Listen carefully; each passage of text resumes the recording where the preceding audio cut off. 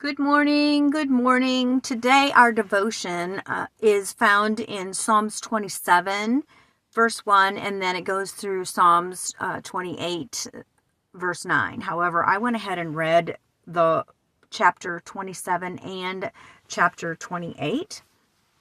It's just easier for me to read the whole chapter.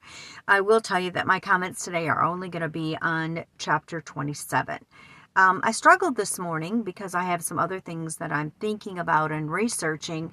And so sometimes when I'm researching one thing, it's hard for me to get into my devotional. And so this morning it was a bit of a struggle. And I just want to encourage you that there will be days, even when you love the Lord and you love His Word, that it's a bit of a struggle. And trying to stay focused on what the Psalms was saying to me today. The one part I do want to mention is it talks about, in this particular chapter, David says that you are my salvation. In the Hebrew, the concept of salvation is really the word deliverance.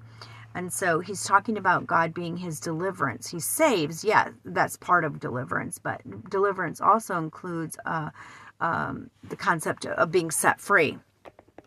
And then there was a part in here where it talks about David being, or God being David's strength. Well, we know that David was a warrior, and he had many victories, yet he still proclaimed the Lord was his strength. He knew, even though he had skill as a warrior, that God was the one who brought him his strength, and his success was really found in who God is, and that the Lord was his strength. And then there's a portion that talks about those that come against him. It talks a bit about his enemies, and it talks about when his enemies came against him, they fell. And I really thought of, when I saw that section, and when I read through the commentaries, with what was happening was David was rehearsing.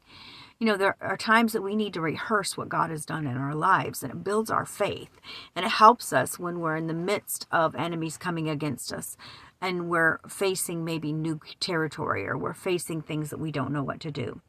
And my favorite part of this verse for me is when David says that there's the one thing.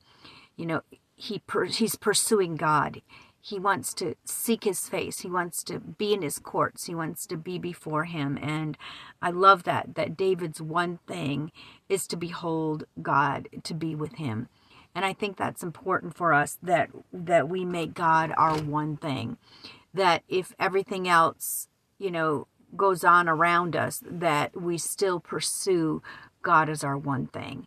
And that he's the one thing. If we have to strip everything else away, if we lose everything, if everything of who we are is stripped away, the one thing that we must hold dear to, or the one thing the last thing that we would ever, it's in our DNA, the last thing that we would ever give up is God. So that was what I saw today.